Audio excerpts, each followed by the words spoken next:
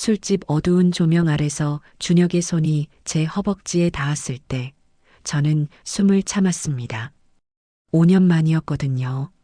누군가의 체온이 이렇게 가까이 느껴진 게 괜찮냐고 묻는 그의 목소리가 낮게 깔렸고 저는 대답 대신 그의 손 위에 제 손을 올려놓았어요. 52세의 몸이 반응하기 시작했죠. 잊고 있던 감각들이 하나씩 깨어나는 느낌이었습니다. 그런데 이 모든 일이 어떻게 시작되었는지 말씀드릴게요. 제 이름은 미정입니다. 52세예요. 프리랜서 번역가로 혼자 살고 있죠. 하지만 2년 전까지만 해도 완전히 다른 사람이었어요. 결혼 생활 25년. 매일 아침 눈을 뜨면 제일 먼저 한 일을 기억하세요? 침대 옆을 보는 거였습니다. 그 사람이 아직 자고 있는지, 일어났는지, 표정이 어떤지, 그날 하루를 어떻게 보내야 할지는 그걸 보고 결정됐어요. 잠든 얼굴이 편안하면 조금 숨 쉴 수 있는 날이었고, 이미 깨어 있으면서 미간을 찌푸리고 있으면 조심해야 하는 날이었죠. 전 남편은 말로 때리는 사람이었어요. 주먹이 아니라 단어로요. 번역 일 그만두라고 했습니다. 집안일이나 제대로 하라고. 은행원이었던 저를 결혼 1년 만에 퇴사시켰죠. 자기가 벌어다 줄 테니 집에나 있으라고요. 친구를 만나려고 옷을 갈아입으면 누굴 보려고 그러냐며 의심했고 새 립스틱 하나 사면 돈 낭비라며 영수증을 확인했습니다. 외출할 때마다 어디 가냐, 누구 만나냐, 몇 시에 돌아오냐. 일일이 보고해야 했어요. 가장 힘들었던 건 말투였습니다. 요리도 못한다고 했어요. 아침 식탁에 앉으며 맨날 실수만 한다고 했죠. 제가 컵을 떨어뜨렸을 때요. 뭘 안다고 그러냐고도 했습니다. 의견을 말했을 때 하루에도 몇 번씩 듣는 소리였죠. 20대 후반에 결혼해서 50대 초반까지 25년 동안이에요. 거울을 볼 때마다 내가 정말 이렇게 못난 사람인가 하는 생각이 들었습니다. 어느 순간부터는 거울을 피하게 됐고 제 자존감은 서서히 아주 천천히 마치 오래된 건물이 무너지듯 바스러져 내렸죠. 그런데 한 가지만은 달랐어요. 밤이 되면요. 전 남편은 낮에는 저를 무시했지만 밤에는 달랐습니다. 거칠었어요. 하지만 동시에 정확했죠. 제 몸이 어떻게 반응하는지 알고 있었습니다. 어디를 만져야 하는지, 어떤 속도가 좋은지, 언제 깊어져야 하는지요. 그래서인지도 모르겠어요. 낮에 지옥을 버틸 수 있었던 건 밤에 최소한 이것만큼은 있었으니까요. 몸이 만족하면 마음도 속을 수 있다고 스스로를 기만했던 거죠. 2년 전 어느 봄날이었습니다. 평범한 저녁이었어요. 테이블에 저녁을 차려놓고 기다렸죠. 된장찌개, 제육볶음, 시금치나물. 평소처럼요. 전 남편이 들어와 식탁에 앉았습니다. 한 숟가락 뜨더니 젓가락을 테이블에 내려놓았어요. 소리가 날 정도로 세게. 걔도 안 먹겠다고 했습니다. 그 순간이었어요. 뭔가 툭 소리내며 끊어지는 느낌. 25년 동안 팽팽하게 당겨져 있던 줄이 마침내 끊어진 거죠. 제가 입을 열었을 때 제 목소리가 낯설었습니다. 놀라울 정도로 침착했거든요. 이혼하자고 말했어요. 전 남편이 웃었습니다. 코웃음이었죠. 나 없이 뭘 할 수 있냐고 했어요. 아무것도 못한다고. 평생 집에만 있었다고요. 하지만 저는 이미 결심했습니다. 그날 밤 침대에 누웠을 때도 그 사람이 다가왔지만 처음으로 거부했어요. 몸을 돌렸죠. 등 뒤로 그 사람의 한숨 소리가 들렸습니다. 3개월간의 긴 싸움 끝에 이혼했어요. 재산 분할로 받은 돈으로 집을 얻었습니다. 처음으로 제 이름으로 된 집이요. 부동산 사무소에서 계약서에 제 이름을 쓸 때 펜을 쥔 손이 떨렸어요. 기쁨이 아니라 두려움으로요. 처음 1년은 정말 이상했습니다. 아침에 눈을 떠도 옆자리를 확인할 필요가 없었어요. 커피를 끓여 마시든 그냥 물을 마시든 아침을 거르든 상관없었죠. 낮잠을 자도 밤새 영화를 봐도 3일 동안 샤워를 안 해도 아무도 뭐라 하지 않았습니다. 자유였어요. 하지만 동시에 낯설었죠. 마치 오랫동안 쓰던 깁스를 풀었을 때처럼 자유로워진 게 맞는데 어색하고 불안했습니다. 옛날에 하던 번역 일도 다시 시작했어요. 재택 프리랜서라 시간도 자유로웠죠. 처음으로 제가 번 돈을 제 마음대로 쓸 수 있었습니다. 새 노트북을 샀어요. 맥북이요. 전 남편이었다면 왜 이렇게 비싼 걸 사냐며 영수증부터 확인했겠지만 이젠 아무도 묻지 않았습니다. 카드를 긁을 때 손끝이 차가워졌어요. 하지만 1년쯤 지나자 서서히 달라지기 시작했습니다. 밤에 침대에 누우면 옆자리가 비어 있었어요. 킹사이즈 침대가 갑자기 너무 넓게 느껴졌죠. 전 남편이 그립다는 게 아니에요. 그 사람은 절대 아니었습니다. 다만 누군가의 숨소리가 체온이 존재 자체가 그리웠어요. 이불을 덮어도 등 뒤가 싸늘했죠. 그리고 몸이 반응하기 시작했습니다. 밤마다 뭔가 근질근질했어요. 이불 속에서 손을 움직였습니다. 전 남편을 떠올리며요. 그 사람의 거친 손길을, 숨가쁜 순간들을요. 끝나고 나면 더 허전했어요. 천장을 보며 생각했죠. 이게 전부인가? 앞으로도 계속 이렇게 혼자인가? 침대 옆 시계의 초침 소리만 들렸습니다. 똑, 똑, 똑. 그때 들렸어요. 전 남편의 목소리가 귓가에 맴돌았습니다. 이제 늙었다고 했어요. 52살 이혼녀를 누가 원하겠냐고. 몸도 다 처졌다고요. 거울 앞에 섰습니다. 주름이 늘긴 했어요. 눈가에, 입가에요. 손으로 만져봤죠. 목도 예전 같지 않았습니다. 가슴도 처졌고 배에 살도 붙었어요. 옷을 벗고 서 있는 제 모습을 보며 생각했습니다. 정말 전 남편 말이 맞나? 아무도 날 원하지 않는 걸까? 하지만 동시에 화가 났어요. 왜 내가 그 사람 목소리를 아직도 듣고 있지? 이혼했는데요. 헤어졌는데. 왜 아직도 그 사람이 내 머릿속에 있지? 증명하고 싶었습니다. 내가 아직 여자라는 것을요. 누군가 나를 원할 수 있다는 것을. 전 남편이 틀렸다는 것을요. 어느 날 밤 유튜브를 보다가 추천 영상 하나를 클릭했어요. 배드민턴 동호회 영상이었습니다. 50대 중심 주말 모임이요. 밝은 음악과 함께 사람들이 즐겁게 운동하는 모습이 나왔죠. 댓글을 읽었어요. 자기도 52세인데 여기서 새 삶을 시작했다고 누군가가 써놓은 글이었습니다. 며칠을 고민했어요. 갈까 말까?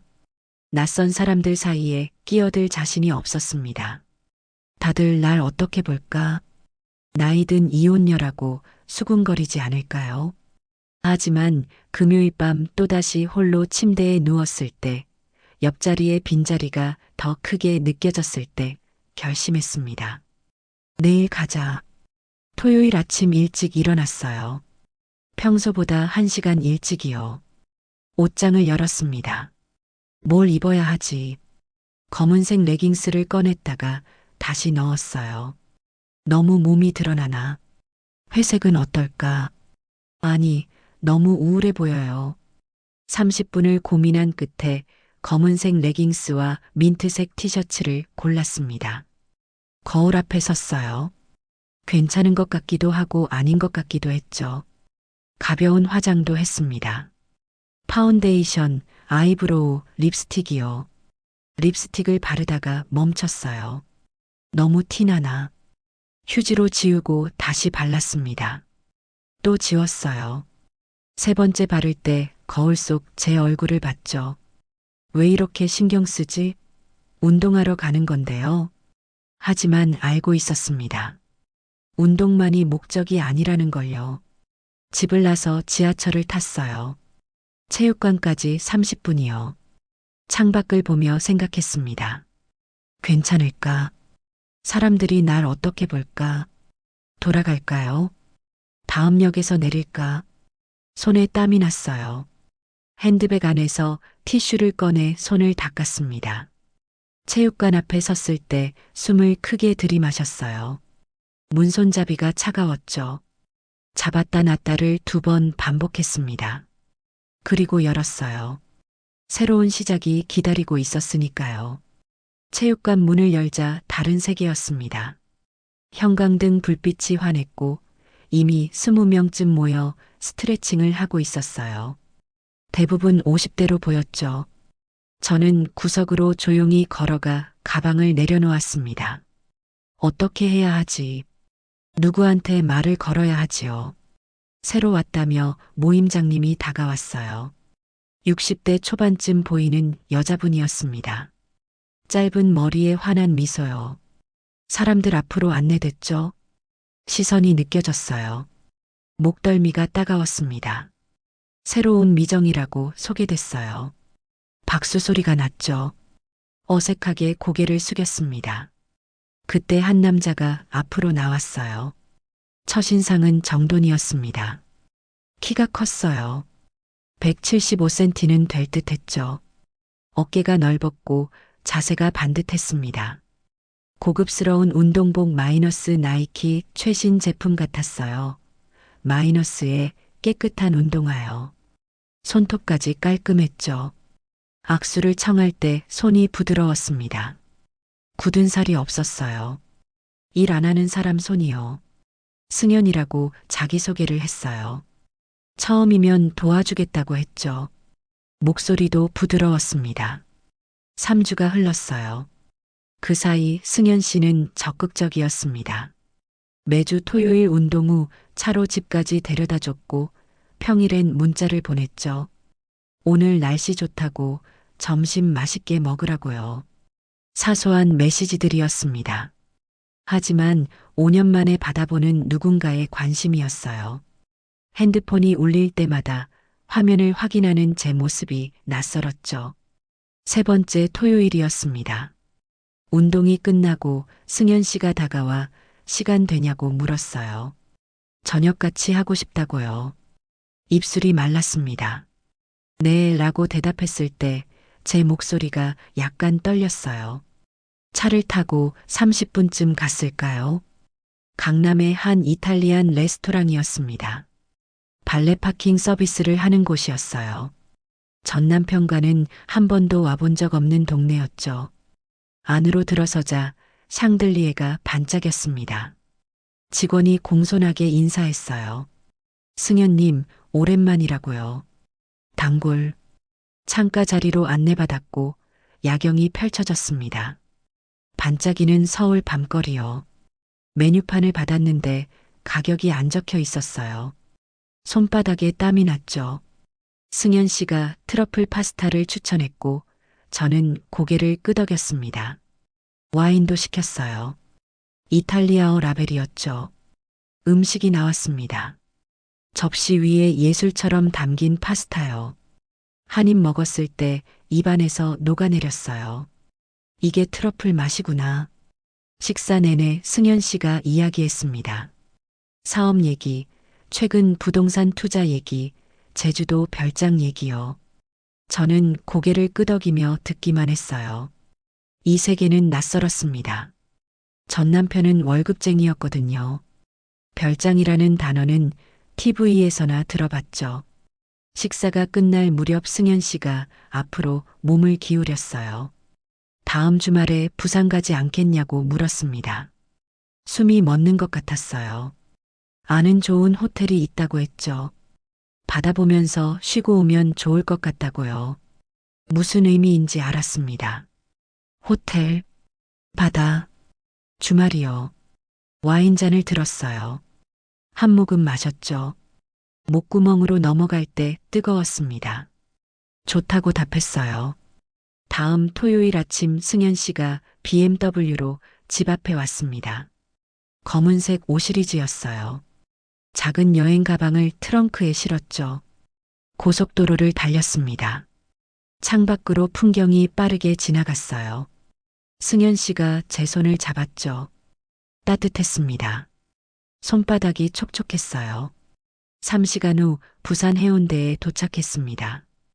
호텔은 바다가 보이는 곳이었어요. 로비부터 달랐죠. 샹들리에가 반짝이고 대리석 바닥이 윤이 났습니다. 체크인을 했어요. 오션뷰 스위트룸이요. 카드를 건네는 승현 씨의 손놀림이 자연스러웠습니다. 익숙한 동작이었죠. 방문을 열자 시원한 바다가 펼쳐졌어요. 킹사이즈 침대, 대리석 욕실, 미니바에 가득한 술들이요. 창가에 서서 바다를 봤습니다. 파도가 부서지고 있었어요. 승현 씨가 뒤에서 제 어깨를 감쌌어요. 향수 냄새가 났죠. 은은하고 비싼 냄새요. 점심을 먹고 해변을 걸었습니다. 파도 소리가 들렸어요. 승현 씨가 제 허리에 팔을 두르고 걸었죠. 지나가는 사람들이 쳐다봤습니다. 연인처럼 보였을까요? 아니면 아빠와 딸처럼요. 저녁은 호텔 레스토랑에서 먹었습니다. 와인을 마셨어요. 한 잔, 두 잔이요. 취기가 올랐죠. 뺨이 달아올랐습니다. 방으로 돌아왔을 때 다리에 힘이 없었어요. 샤워하고 오겠다고 말하고 욕실로 들어갔습니다. 거울 앞에 섰어요. 52세의 몸이요. 처진 가슴, 늘어난 배, 허벅지 안쪽 셀룰라이트죠. 괜찮을까? 실망하지 않을까요? 하지만 물러설 수 없었습니다. 샤워를 마치고 가운을 입고 나왔어요. 승현 씨도 샤워를 했어요. 물기가 묻은 머리카락이었죠. 침대에 나란히 앉았습니다. 침묵이요. 에어컨 바람 소리만 들렸어요. 승현 씨가 다가왔습니다. 키스했어요. 와인 맛이 났죠. 가운 끈을 풀었습니다. 천천히 벗겨졌어요. 부끄러웠죠. 하지만 승현 씨는 아무 말하지 않았습니다. 그저 저를 침대에 눕혔어요. 예쁘다고 했습니다. 거짓말 같았지만 듣기 좋았어요. 손이 내려왔습니다. 목, 쇄골, 더 아래로요. 숨이 가빠졌어요. 키스가 따라 내려왔죠. 입술이 피부를 스쳤을 때마다 전류가 흘렀습니다. 전이는 짧았어요. 5분도 안 됐을까요? 승현 씨가 제 위로 올라왔죠. 눈빛으로 물었습니다. 고개를 끄덕였어요. 천천히 하나가 됐죠. 움직이기 시작했습니다. 빨랐어요. 리듬이 일정하지 않았죠. 거칠게 빨라졌다가 멈칫했다가요. 숨소리가 거칠어졌습니다. 그리고요. 끝났어요. 30초. 침묵이 방 안을 채웠습니다. 승현 씨가 옆으로 굴러 누웠어요. 천장을 보고 있었죠. 저도 천장을 봤습니다. 에어컨 바람이 땀 식은 몸 위로 스쳤어요. 차가웠죠. 오랜만이라서 그렇다고 미안하다고 했습니다. 괜찮다고 답했어요. 거짓말이었습니다. 몸은 아직 준비되어 있었거든요. 뭔가 시작되려던 찰나에 끝나버린 느낌이요. 마치 긴 계단을 오르다가 세 칸째에서 멈춘 것 같았어요. 전 남편은 이런 적 없었는데 적어도 몸만큼은 만족시켜줬는데요. 승현 씨가 씻고 오겠다며 욕실로 들어갔습니다. 물소리가 들렸어요. 저는 침대에 혼자 누워 있었죠. 창밖으로 바다가 보였습니다. 어두웠어요. 파도 소리가 멀리서 들렸죠. 다음 날 아침 일어났습니다. 승현 씨가 먼저 깨어 있었어요. 어색하게 웃으며 어젯밤은 정말 미안하다고 오늘은 괜찮을 거라고 했죠. 아침을 먹고 방으로 돌아왔습니다. 승현 씨가 저를 안았어요. 다시 시작됐죠. 이번엔 전이가 조금 더 길었습니다. 하지만 결과는 같았어요. 또 30초요. 원래 이렇지 않다며 미안하다고 했습니다. 손으로 얼굴을 가렸어요. 저는 그의 등을 쓰다듬어 줬죠. 괜찮다고 말했지만 입맛이 썼습니다. 화려한 호텔, 오션뷰, 비싼 와인이요. 하지만 정작 중요한 건 형편없었죠. 체크아웃을 했습니다. 서울로 돌아가는 길이요. 차 안이 조용했어요. 승연 씨가 라디오를 켰죠. 음악이 흘러나왔지만 어색함을 가릴 순 없었습니다. 우리 괜찮냐고 승연 씨가 물었어요. 괜찮다고 답했습니다. 하지만 괜찮지 않았어요. 일주일 후 승연 씨 집에 갔습니다. 아파트 30평대요. 깔끔했어요. 저녁을 먹고 소파에 앉아 영화를 봤죠. 승연 씨가 저를 안았습니다. 또 시작됐어요. 이번에도 똑같았습니다. 30초요. 승연 씨가 한숨을 쉬었어요. 미안하다는 말도 이젠 하지 않았죠. 그냥 침묵만이요. 화장실 가고 오겠다고 했습니다. 소파에 앉아 기다렸어요. 그때 테이블 위에 놓인 승연 씨 핸드폰에서 진동이 울렸습니다. 화면이 켜졌어요. 수진이라는 사람이었습니다.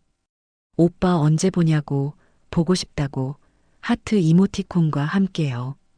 손이 얼어붙었습니다. 핸드폰을 집어들었어요.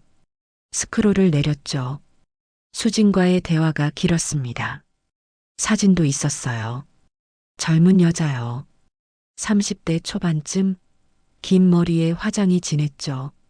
화장실 문이 열렸습니다. 승연 씨가 나왔어요. 제 손에 들린 핸드폰을 봤죠. 얼굴이 굳어갔습니다. 침묵이요. 수진이 누구냐고 물었습니다. 더 긴 침묵이요. 친구라고 말했어요. 친구가 이렇게 문자하냐고 물었죠. 핸드폰을 내밀었습니다. 승연 씨가 아무 말하지 못했어요. 입만 벌렸다 닫았다 했죠. 가겠다고 말하고 가방을 들었습니다. 현관으로 갔어요. 뒤에서 제 이름을 불렀지만 뒤돌아보지 않았습니다. 문을 열고 나갔어요. 엘리베이터를 탔죠. 거울에 비친 제 얼굴이요. 웃음이 나왔습니다. 씁쓸한 웃음이요. 집에 도착했습니다. 소파에 앉았어요. 핸드폰이 울렸죠. 미안하다고, 정리하겠다고, 다시 만나달라는 문자였습니다. 답장하지 않았어요.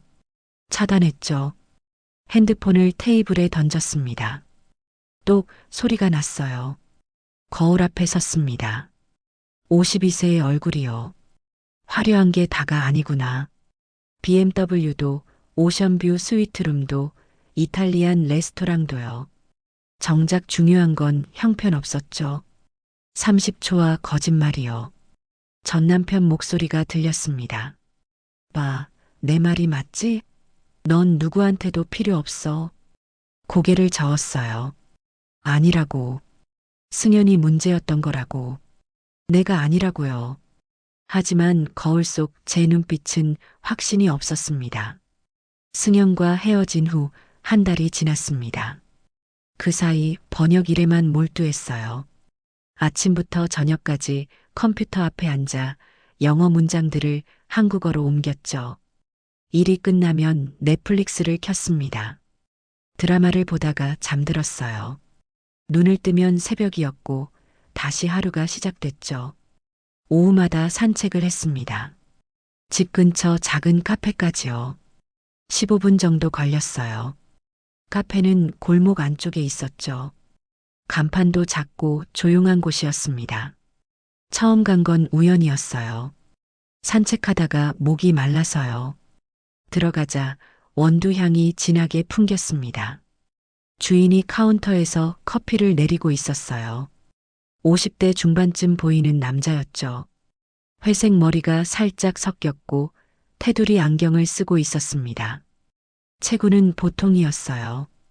특별히 잘생기지도 못생기지도 않은 얼굴이었죠. 하지만 움직임이 차분했습니다. 커피를 내릴 때 서두르지 않았어요. 아메리카노를 주문했습니다. 앉아서 기다리는데 창밖으로 나뭇잎이 보였어요. 은행나무였죠. 노란 잎이 바람에 흔들렸습니다. 커피가 나왔어요. 한 모금 마셨을 때 씁쓸하면서도 부드러웠습니다. 오래 볶지 않은 원두 맛이었죠. 다음 날도 갔습니다. 그 다음 날도요. 일주일이 지나자 주인이 제 얼굴을 기억하는 것 같았어요. 주문하기 전에 아메리카노냐고 물었죠. 고개를 끄덕였습니다. 2주쯤 지났을까요? 카운터에서 커피를 받을 때 주인이 말을 걸었어요. 매일 오시네요 라고요. 근처에 사냐고 물었죠. 5분 거리라고 답했습니다. 이름이 민우라고 했어요. 55세고 10년 전에 회사 그만두고 카페를 시작했다고요. 조용해서 좋다고 했죠. 저도 제 이름을 말했습니다. 프리랜서 번역가라고요. 집에서 일한다고 했죠. 민우 씨가 고개를 끄덕였습니다. 그래서 산책 나오시는구나 라고요. 그날부터 조금씩 이야기를 나눴어요. 날씨 얘기, 동네 얘기, 사소한 것들이요. 민우 씨는 말이 많지 않았습니다. 하지만 들어주는 사람이었어요. 제가 말할 때 고개를 끄덕이며 들었죠. 눈을 보며요. 한 달쯤 지났을 때 민우 씨가 물었습니다. 혹시 시간 되면 저녁 같이 하지 않겠냐고요. 자기가 요리를 좀 한다고 집에서 해주고 싶다고 했죠. 입술이 말랐습니다. 승연 생각이 났어요. 하지만 민우 씨는 달랐죠. 고급스럽지 않았습니다. BMW도 오션뷰 스위트룸도 없었어요. 그냥 조용한 카페 주인이었죠. 좋다고 답했습니다. 토요일 저녁이었어요. 민우 씨 집 주소를 받았습니다. 걸어서 10분 거리였죠. 빌라 2층이었어요. 초인종을 눌렀습니다. 문이 열렸어요. 민우 씨가 앞치마를 두르고 있었죠. 미소 지으며 들어오라고 했습니다. 집은 작았어요. 원룸에 가까운 구조였죠. 하지만 깔끔했습니다. 책장에 책들이 가득했어요. 창가에 작은 식탁이 있었죠. 2명이 앉기 딱 좋은 크기였습니다. 주방에서 좋은 냄새가 났어요. 민우 씨가 파스타를 만들고 있었죠. 까르보나라라고 했습니다. 제가 도와줄까 물었지만 괜찮다며 앉아 있으라고 했어요. 와인 한 잔 마시라고요. 식탁에 앉았습니다. 와인잔을 들었어요. 레드와인이었죠. 한 모금 마셨을 때 부드러웠습니다. 승연 씨가 시킨 와인처럼 비싸 보이진 않았어요. 하지만 맛있었죠. 음악이 흘러나왔습니다. 재즈요. 색소폰 소리가 낮게 깔렸어요. 민우 씨가 파스타를 접시에 담아 가져왔죠. 김이 모락모락 났습니다. 포크를 들었어요. 한 입 먹었을 때 크림이 부드러웠습니다. 베이컨이 바삭했고 치즈 향이 진했어요. 맛있다고 말했습니다. 민우 씨가 웃었어요. 다행이라고요. 식사 내내 이야기했습니다. 민우 씨가 물었어요. 어떻게 번역가가 됐냐고요. 원래 은행원이었다고 말했습니다. 결혼하고 그만뒀다고요. 이혼하고 다시 시작했다고 했죠. 민우 씨가 고개를 끄덕였습니다. 자기도 이혼했다고 했어요. 5년 전에요. 아이는 없다고 했죠. 왜 카페를 시작했냐고 물었습니다. 회사 다닐 때 너무 바빴다고 했어요. 매일 야근하고 주말에도 일했다고요. 어느 날 문득 이게 아닌 것 같았다고 했죠. 그만두고 1년 쉬다가 카페를 열었다고 합니다. 돈은 많이 못 벌지만 행복하다고요. 부럽다고 말했습니다. 정말이었어요. 식사가 끝나고 소파에 앉아 와인을 더 마셨어요. 취기가 올랐죠. 머리가 약간 어지러웠습니다. 민우 씨가 옆에 앉아 있었어요. 어깨가 닿을 듯 말 듯한 거리였죠. 민우 씨가 제 손을 잡았습니다. 따뜻했어요. 거칠지도 너무 부드럽지도 않았죠. 일하는 사람 손이었습니다. 고개를 돌려 민우 씨를 봤어요. 민우 씨도 저를 보고 있었죠. 괜찮냐고 물었습니다. 고개를 끄덕였어요. 천천히 다가왔습니다. 키스했어요. 부드러웠죠. 승연처럼 급하지 않았습니다. 천천히, 아주 천천히요. 손이 제 뺨을 감쌌어요. 엄지손가락이 볼을 쓰다듬었죠. 키스가 길어졌습니다. 숨이 가빠졌어요. 민우 씨가 물었죠. 괜찮냐고, 계속해도 되냐고요.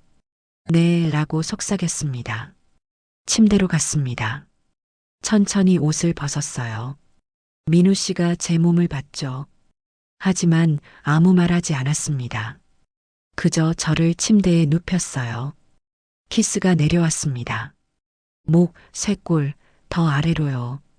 서두르지 않았어요. 한 곳 한 곳 천천히요. 입술이 피부를 스칠 때마다 숨이 깊어졌습니다.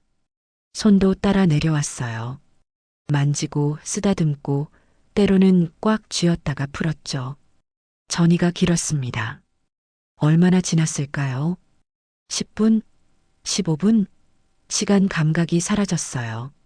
몸이 준비됐을 때 민우 씨가 올라왔죠. 눈을 보며 물었습니다. 괜찮냐고요? 고개를 끄덕였습니다. 천천히 하나가 됐어요. 움직임이 시작됐죠. 빠르지도 느리지도 않은 속도였습니다. 리듬이 일정했어요. 숨소리가 맞춰졌죠. 민우 씨가 제 얼굴을 보며 움직였습니다. 눈을 감지 않았어요. 계속 저를 봤죠. 뭔가 올라오기 시작했습니다. 천천히요. 마치 계단을 오르듯. 한 칸, 두 칸, 세 칸요. 숨이 가빠졌어요. 민우 씨도 거칠어졌죠. 하지만 멈추지 않았습니다. 계속 같은 리듬으로요. 그리고 도착했습니다. 파도가 밀려왔어요. 한 번, 두 번요. 몸이 떨렸습니다. 손톱이 민우 씨 등을 긁었어요. 소리가 나왔죠. 참을 수 없었습니다. 민우 씨도 끝났어요. 제 안에서요. 숨을 헐떡이며 제 위에 쓰러졌죠. 무겁지 않았습니다. 오히려 좋았어요. 한참을 그대로 있었습니다. 둘 다 숨을 고르며요. 민우 씨가 옆으로 누웠어요. 하지만 저를 안았죠. 땀으로 젖은 몸이 붙어 있었습니다. 괜찮았냐고 물었어요. 좋았다고 답했습니다. 정말이었어요. 민우 씨가 이마에 키스했습니다. 일어나 물을 가져왔어요. 함께 마셨죠. 다시 누웠습니다.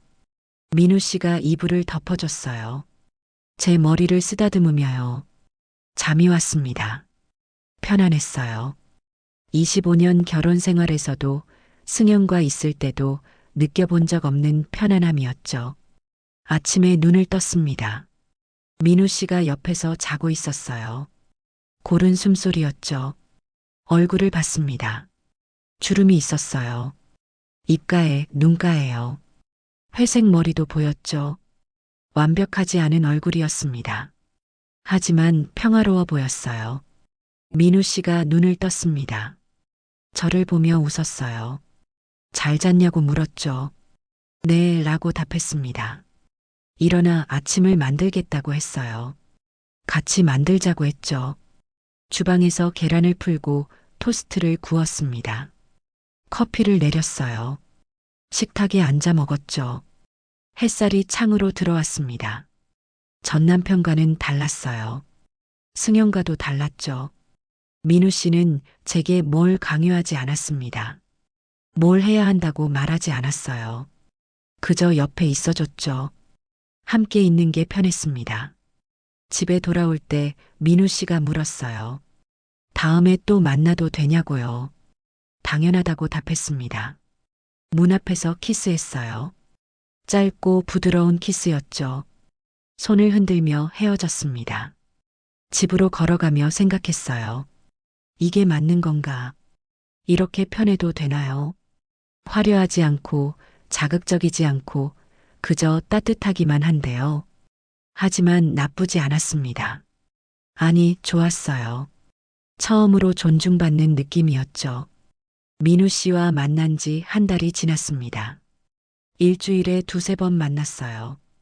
카페에서 커피를 마시거나 민우 씨 집에서 저녁을 먹거나 가끔 제 집에 오기도 했죠. 관계는 여전히 좋았습니다.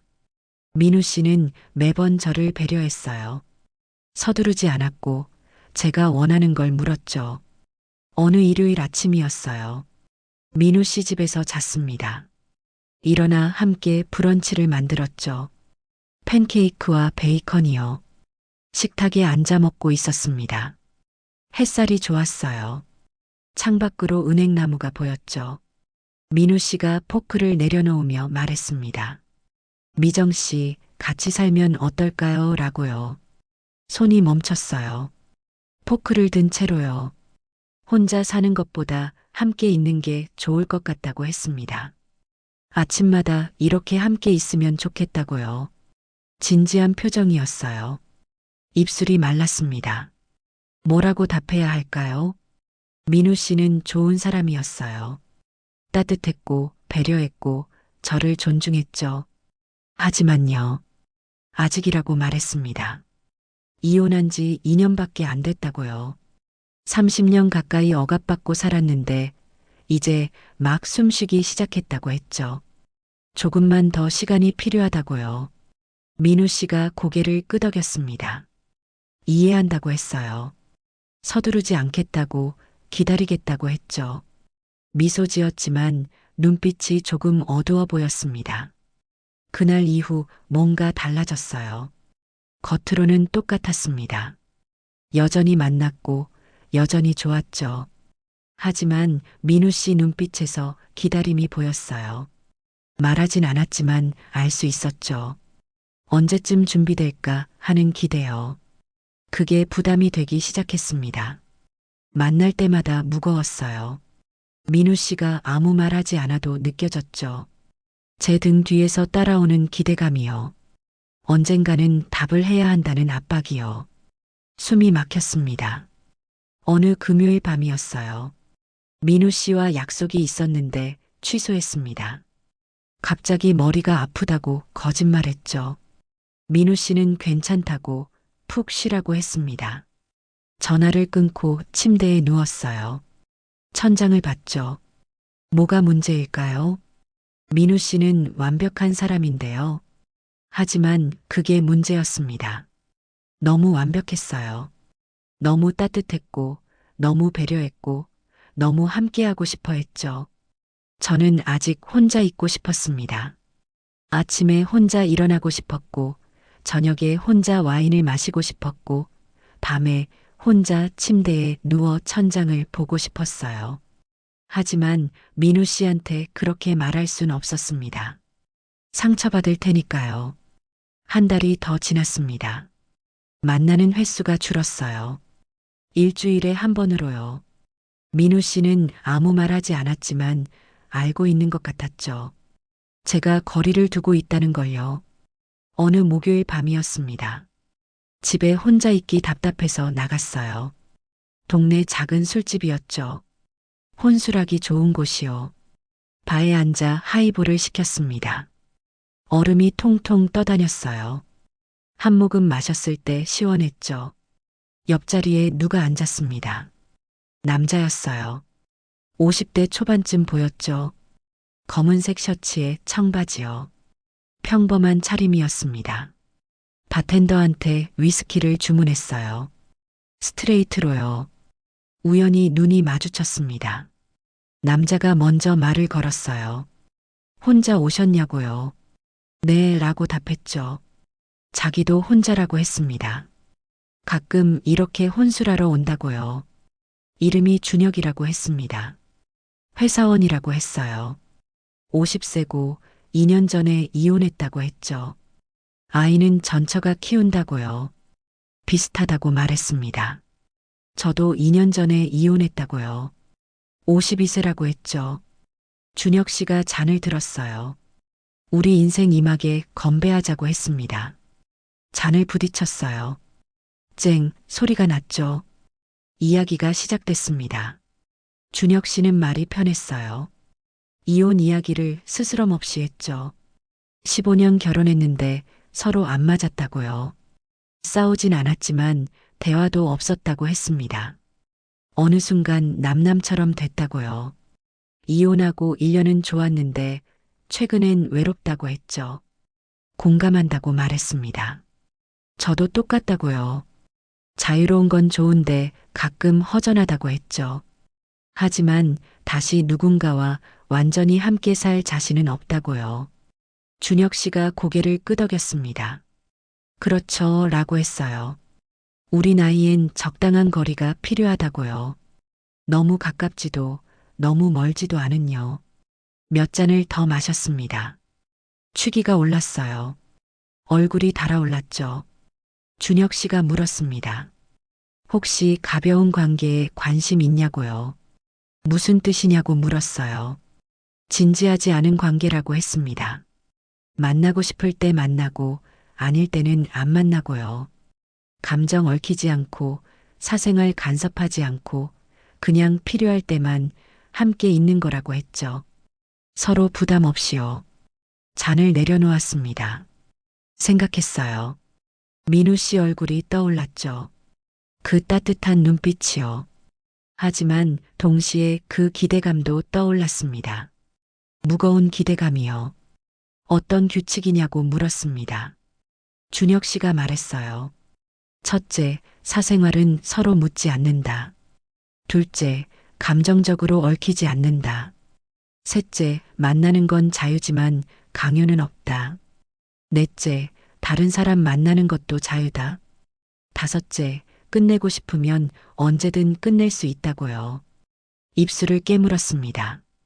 이건 관계일까요? 아니면 거래일까요? 하지만 솔직히 끌렸습니다. 부담이 없다는 게요. 생각해보겠다고 말했습니다. 준혁 씨가 번호를 줬어요. 연락하라고 했죠. 급하지 않다고 천천히 생각해도 된다고 했습니다. 집에 돌아왔습니다. 침대에 누워 생각했어요. 민우 씨와 준혁 씨요. 따뜻함과 가벼움이요. 부담과 자유죠. 며칠을 고민했습니다. 민우 씨한테 연락이 왔어요. 주말에 만나자고요. 바쁘다고 거짓말했죠. 미안했습니다. 일주일 후 준혁 씨한테 문자를 보냈어요. 만나고 싶다고요. 준혁 씨가 답장했습니다. 언제 시간 되냐고요. 금요일 밤으로 약속했습니다. 준혁 씨 집에서요. 주소를 받았죠. 오피스텔이었습니다. 금요일이 됐어요. 샤워를 하고 옷을 갈아입었습니다. 거울을 봤죠. 이게 맞나요? 하지만 나갔습니다. 준혁 씨 집에 도착했어요. 20평쯤 되는 오피스텔이었죠. 깔끔했습니다.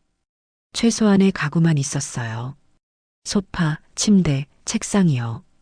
생활감이 별로 없었죠. 맥주를 마셨습니다. 소파에 앉아서요. 얘기를 나눴어요. 가벼운 이야기들이요. 일 얘기, 주말 계획, 별거 아닌 것들이죠. 1시간쯤 지났을까요? 준혁 씨가 제 손을 잡았습니다. 괜찮냐고 물었어요. 고개를 끄덕였죠. 침대로 갔습니다. 옷을 벗었어요. 서두르지도 천천히 하지도 않았습니다. 그냥 필요한 만큼만요. 관계는 나쁘지 않았습니다. 승연처럼 형편없지도 민우처럼 완벽하지도 않았어요. 그냥 괜찮았죠. 끝나고 나서 준혁 씨는 샤워하러 갔습니다. 저도 씻었어요. 옷을 입고 나왔을 때 준혁 씨가 물었습니다. 자고 갈 거냐고요. 아니라고 답했어요. 집에 가겠다고요. 준혁 씨가 고개를 끄덕였습니다. 알겠다고요. 택시 불러주겠다고 했죠. 현관에서 신발을 신을 때 준혁 씨가 말했습니다. 연락하라고요. 또 보고 싶으면요. 고개를 끄덕이고 나왔어요. 택시에 앉아 창밖을 봤습니다. 밤거리가 지나갔어요. 뭔가 이상했죠. 몸은 만족스러웠는데 마음은 텅 빈 느낌이었습니다. 집에 도착해 침대에 누웠어요. 천장을 봤죠. 민우 씨 생각이 났습니다. 따뜻했던 아침들이요. 함께 만든 브런치요. 식탁 너머로 보이던 미소가요. 하지만 부담도 떠올랐습니다. 무거운 기대감이요. 준혁 씨는 달랐어요. 아무것도 바라지 않았죠. 부담도 없었고, 기대도 없었고, 그냥 필요할 때만 만나는 관계요. 그게 편한가요? 아니면 공허한 건가요? 모르겠었습니다. 핸드폰을 들었어요. 민우 씨한테 문자가 와 있었죠. 잘 지내냐고, 보고 싶다고요. 답장을 못했습니다. 화면을 끄고 핸드폰을 옆에 놓았어요. 어둠 속에서 눈을 감았죠. 선택해야 했습니다. 언젠가는요. 하지만 오늘은 아니었어요. 준혁 씨와 만난 지 2달이 지났습니다. 일주일에 한 번 정도 만났어요. 금요일 밤이 많았죠. 오피스텔에서요. 맥주를 마시고 관계를 하고 각자 씻고 헤어졌습니다. 매번 똑같은 패턴이었어요. 나쁘지 않았습니다. 준혁 씨는 약속을 지켰어요. 사생활을 묻지 않았고, 감정적으로 얽히지 않았고, 만나는 걸 강요하지 않았죠. 끝나고 나면 택시를 불러줬습니다. 문 앞에서 가볍게 인사했어요. 다음에 보자고요. 하지만 택시에 앉을 때마다 뭔가 텅 빈 느낌이었습니다. 몸은 만족스러웠는데 마음은 공허했어요. 집에 도착해 침대에 누우면 천장을 봤죠. 이게 맞나요? 이게 내가 원하던 건가요? 민우 씨한테는 계속 거짓말했습니다. 바쁘다고, 번역 일이 많다고요. 민우 씨는 이해한다고 했어요.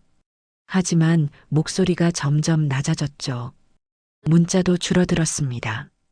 일주일에 한 번, 2주일에 한 번으로요. 어느 토요일 오후였어요. 카페에 갔습니다. 오랜만이었죠. 한 달 만이었을까요? 문을 열자 원두향이 반겼어요. 민우 씨가 카운터에 있었습니다. 저를 보고 미소 지었지만 눈빛이 조금 서늘했어요. 아메리카노를 주문했습니다. 자리에 앉았어요. 커피가 나왔죠. 민우 씨가 맞은편에 앉았습니다. 손님이 없는 시간이었거든요. 잘 지냈냐고 물었어요. 네, 라고 답했습니다. 바빴다고요. 민우 씨가 고개를 끄덕였습니다. 그러시겠죠, 라고 했어요. 하지만 표정이 믿지 않는 것 같았죠. 침묵이 흘렀습니다. 커피를 마셨어요. 쓴맛이 혀에 남았습니다. 민우 씨가 입을 열었어요. 미정 씨, 솔직하게 물어봐도 될까요? 라고요. 뭔지 알았습니다. 하지만 고개를 끄덕였어요. 다른 사람 만나고 있냐고 물었습니다. 커피잔을 내려놓았어요. 손이 약간 떨렸습니다. 거짓말할 수 없었어요. 민우 씨 눈을 봤죠. 네, 라고 답했습니다. 민우 씨가 한숨을 쉬었어요. 길게요. 그렇구나, 라고 했죠. 미안하다고 말했습니다. 정말이었어요. 하지만 설명할 수 없었죠. 왜 그랬는지요. 민우 씨는 완벽한 사람인데 왜 다른 사람을 만났는지요. 민우 씨가 물었습니다. 나한테 뭐가 부족했냐고요.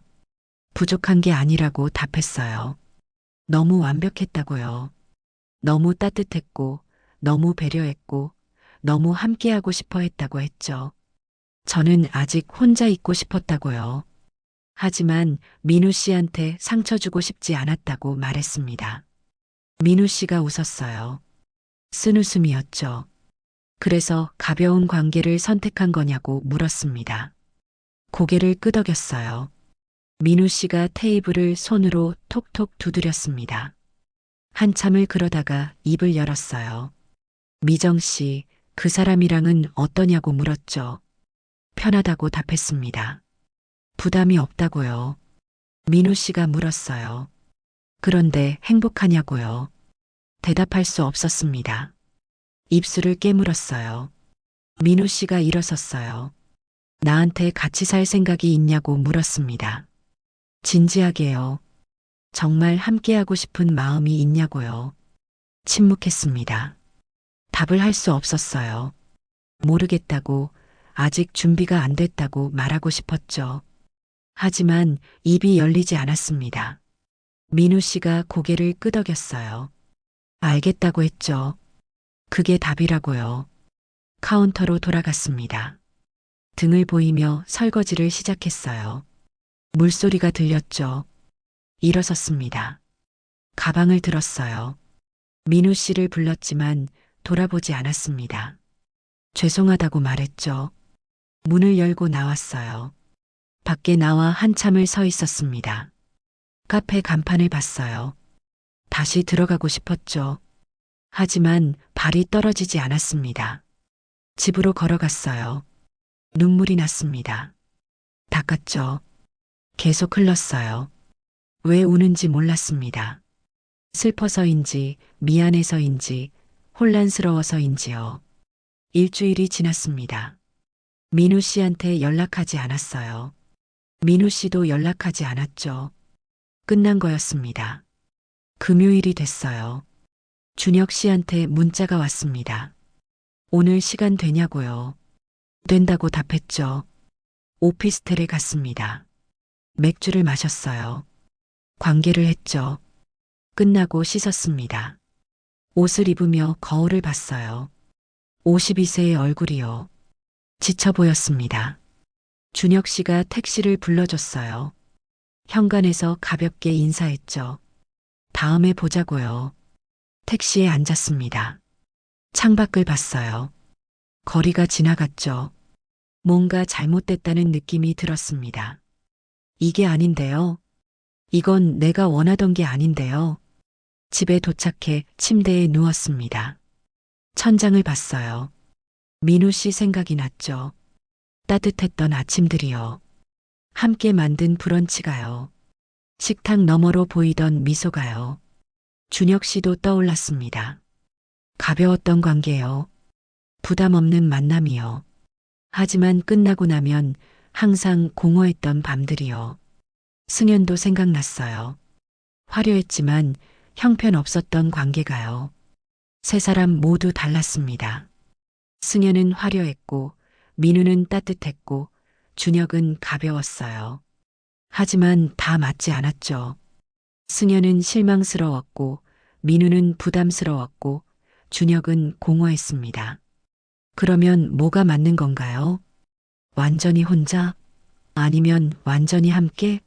둘 다 아닌 것 같았어요. 중간 어딘가였습니다. 완전히 혼자도, 완전히 함께도 아닌 어딘가요? 자유로우면서도 따뜻한 어딘가요? 부담 없으면서도 공허하지 않은 어딘가요?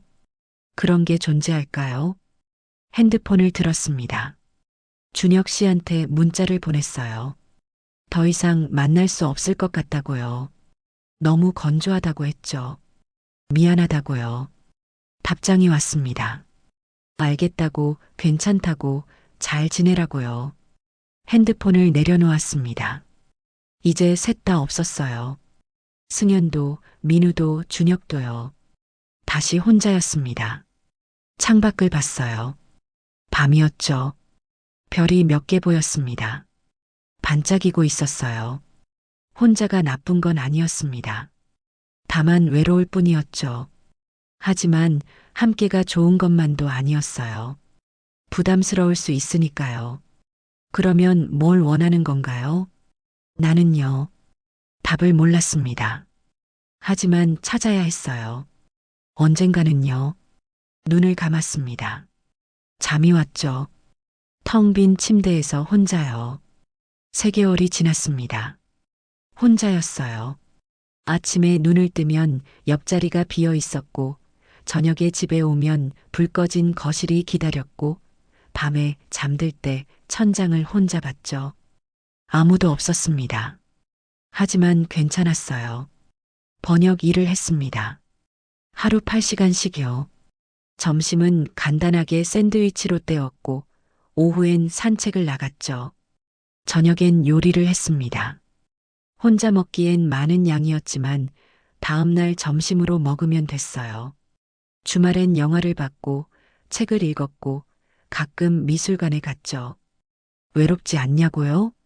가끔은요. 침대에 누워 있으면 옆자리가 싸늘할 때가 있었습니다. 식탁에 앉아 저녁을 먹을 때 맞은편 빈 의자가 눈에 들어올 때도 있었어요. 하지만 견딜만 했죠. 25년 결혼 생활의 억압보다, 승연의 실망보다, 민우의 부담보다, 준혁의 공허함보다는 나았으니까요. 혼자라는 게 나쁜 것만은 아니었습니다. 자유로웠어요. 아침에 일어나고 싶을 때 일어났고, 자고 싶을 때 잤죠. 아무도 제 일정을 묻지 않았고, 제 선택을 의심하지 않았고, 제 기분을 맞출 필요도 없었습니다. 온전히 저였어요. 어느 토요일 오후였습니다. 동네 서점에 갔어요. 신간소설을 보러요. 문학 코너를 둘러보고 있었죠. 책을 한 권 꺼내 펼쳐보고 있었습니다. 미정 씨? 뒤돌아봤어요. 민우 씨였습니다. 3개월 만이었어요. 달라 보였죠. 머리를 조금 자른 것 같았고 안경테도 바뀐 것 같았습니다. 하지만 여전히 차분해 보였어요. 오랜만이라고 인사했습니다. 민우 씨도 오랜만이라고 답했어요. 어색한 침묵이 흘렀죠. 잘 지냈냐고 물었습니다. 네, 라고 답했어요. 민우 씨는요? 그럭저럭이라고 했죠. 카페는 여전하다고요. 책을 좋아하냐고 물었습니다. 가끔 온다고 답했어요. 주말에 심심하면요. 민우 씨가 고개를 끄덕였습니다. 그러시겠죠, 라고요. 또 침묵이 흘렀어요. 책장 넘기는 소리만 들렸습니다. 다른 손님들이 책을 보고 있었죠. 민우 씨가 입을 열었습니다. 미정 씨, 커피 한잔 할까요? 라고요. 서점 근처 카페에 앉았습니다. 민우 씨 카페는 아니었어요. 체인점이었죠. 아메리카노를 시켰습니다. 마주 앉았어요. 잘 지내고 있냐고 민우 씨가 다시 물었습니다. 진짜 궁금한 듯이요. 네, 라고 답했어요. 혼자 지내고 있다고요. 일하고 산책하고 책 읽고요. 평범하게요. 민우 씨가 고개를 끄덕였습니다. 그 사람이랑은 어떻게 됐냐고 물었어요. 끝났다고 답했습니다. 2달 전에요. 왜냐고 물었죠. 너무 공허했다고 말했습니다. 가벼운 관계가 편한 줄 알았는데 결국엔 텅 빈 느낌만 남았다고요. 부담은 없었지만 따뜻함도 없었다고 했죠. 민우 씨가 커피를 한 모금 마셨습니다. 그렇구나, 라고 했어요. 제가 물었습니다. 민우 씨는 잘 지내고 있냐고요. 그럭저럭이라고 답했어요. 처음엔 힘들었다고 했죠. 많이 생각했다고요. 제 말을요. 너무 완벽했다는 그 말을요. 미안하다고 말했습니다. 민우 씨가 손을 저었어요. 아니라고 맞는 말이었다고 했죠. 자기가 너무 앞서 나갔다고요. 함께 살자고 한 게 부담이었을 거라고요. 이해한다고 했습니다. 침묵이 흘렀어요. 편안한 침묵이었죠. 예전의 어색함은 없었습니다. 민우 씨가 입을 열었어요. 미정 씨, 제안 하나 해도 될까요? 라고요. 뭔지 물었습니다. 가끔 보는 건 어떻냐고 했어요. 함께 살지 말고요. 각자 집에서 살면서요. 만나고 싶을 때만 만나는 거라고 했죠. 일주일에 한 번 정도? 아니면 2주일에 한 번? 규칙은 없다고요. 그냥 보고 싶으면 연락하고 만나고 헤어지는 거라고 했습니다. 커피잔을 내려놓았어요. 민우 씨를 봤죠. 그게 가능하냐고 물었습니다. 해보면 알 거라고 민우 씨가 답했어요. 자기도 3개월 동안 생각했다고요. 미정 씨가 필요한 게 뭔지요. 완전히 함께는 부담스럽고 완전히 혼자는 외롭다는 걸 알았다고 했죠. 그러면 중간이 있어야 한다고요. 가까우면서도 자유로운 중간이요. 입술을 깨물었습니다. 생각했어요. 민우와의 관계요. 따뜻했지만 부담스러웠던요. 하지만 만약 부담을 없앤다면, 함께 살지 않는다면, 각자의 공간을 유지한다면, 규칙이 뭐냐고 물었습니다. 민우 씨가 말했어요. 첫째, 각자 집에서 산다.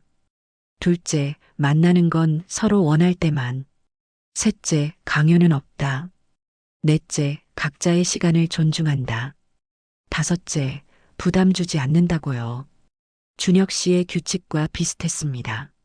하지만 달랐어요. 준혁 씨는 감정을 배제했지만 민우 씨는 감정을 인정하면서도 부담을 없애는 거였죠. 생각해봐도 되냐고 물었습니다. 당연하다고 민우 씨가 답했어요. 천천히 생각하라고요. 급하지 않다고 했죠. 일주일을 고민했습니다. 침대에 누워 산책하며 번역하며 생각했어요. 민우와의 관계를 다시 시작한다면? 하지만 이번엔 다르게요. 부담 없이요. 금요일 밤 민우 씨한테 문자를 보냈습니다. 해보고 싶다고요. 한번 만나보자고요. 민우 씨가 답장했어요. 토요일 저녁 어떠냐고요. 자기 집에서 저녁 먹자고 했죠. 좋다고 답했습니다. 토요일 저녁 민우 씨 집에 갔어요. 3개월 만이었죠. 문을 열자 익숙한 원두 향이 났습니다. 민우 씨가 미소 지으며 맞아줬어요. 파스타를 만들고 있었습니다. 알리오 올리오요. 함께 만들었어요. 마늘을 썰고 올리브유에 볶고 면을 삶았죠. 와인을 마시며요. 식탁에 앉아 먹었습니다. 맛있었어요. 민우 씨가 물었죠. 어떻게 지냈냐고요. 번역 일 얘기를 했습니다. 새로 받은 프로젝트 얘기요. 민우 씨는 카페 얘기를 했어요. 새로 들여온 원두 얘기요. 편했습니다. 예전처럼 무겁지 않았어요. 부담도 없었죠. 그냥 좋은 사람과 좋은 시간을 보내는 느낌이었습니다. 식사가 끝나고 소파에 앉았어요. 와인을 더 마셨죠. 민우 씨가 제 손을 잡았습니다. 괜찮냐고 물었어요. 고개를 끄덕였습니다. 침대로 갔어요. 여전히 좋았습니다. 민우 씨는 여전히 천천히 배려하며 저를 만족시켰죠. 끝나고 나서 안아줬어요. 하지만 예전과 다른 게 하나 있었습니다. 이제 자고 갈 거냐고 물었어요. 아니라고 답했습니다. 집에 가겠다고요. 민우 씨가 고개를 끄덕였습니다. 알겠다고요. 택시 불러주겠다고 했죠. 옷을 입고 나왔습니다. 현관에서 신발을 신었어요. 민우 씨가 말했죠. 좋은 시간이었다고요. 다음에 또 보자고요. 저도 좋았다고 답했습니다. 다음 주쯤 연락하겠다고요. 키스했어요. 짧고 부드러운 키스였죠. 택시에 앉았습니다. 창밖을 봤어요. 거리가 지나갔죠. 하지만 이번엔 공허하지 않았습니다. 만족스러웠어요. 몸도 마음도요. 집에 도착해 침대에 누웠습니다. 천장을 봤어요. 혼자였지만 외롭지 않았죠. 민우와 좋은 시간을 보냈고 이제 다시 제 공간으로 돌아왔습니다. 완벽한 균형이었어요. 그로부터 3개월이 더 지났습니다. 지금 53세예요. 민우 씨와는 일주일에 한 번 정도 만납니다. 때론 2주일에 한 번이요. 규칙은 없어요. 보고 싶으면 연락하고 만나고 헤어지죠. 각자의 집에서 살면서요. 관계는 여전히 좋습니다. 아니, 더 좋아졌어요. 부담이 없으니까요. 만날 때 좋고 헤어질 때 후련합니다. 민우 씨도 만족하는 것 같아요. 서로에게 완벽한 거리죠. 번역 일은 계속하고 있습니다. 점점 더 많은 프로젝트가 들어와요. 평일엔 집에서 일하고 주말엔 산책하고 책 읽고 가끔 민우 씨를 만나죠. 혼자 사는 게 좋습니다. 아침에 혼자 커피를 마시고 저녁에 혼자 요리하고 밤에 혼자 침대에 누워요. 하지만 완전히 혼자는 아니죠. 민우가 있으니까요. 가까이 있지 않지만 멀지도 않은 거리예요. 완벽한 균형입니다. 자유와 따뜻함 사이요. 혼자와 함께 사이요. 부담 없으면서도 공허하지 않은 중간이요. 오래 찾았던 답이었습니다. 완전히 혼자도 완전히 함께도 아닌 어딘가요? 승연에게서 배웠어요. 화려함이 전부가 아니라는 걸요. 민우에게서 배웠죠. 따뜻함도 때론 부담이 될 수 있다는 걸요. 준혁에게서도 배웠습니다. 가벼움만으로는 채워지지 않는다는 걸요. 그리고 결국 찾았어요.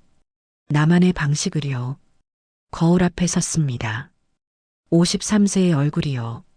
주름이 있고 회색 머리가 섞였고 몸도 예전 같지 않아요. 하지만 괜찮습니다. 이게 저니까요. 전 남편 목소리는 더 이상 들리지 않습니다.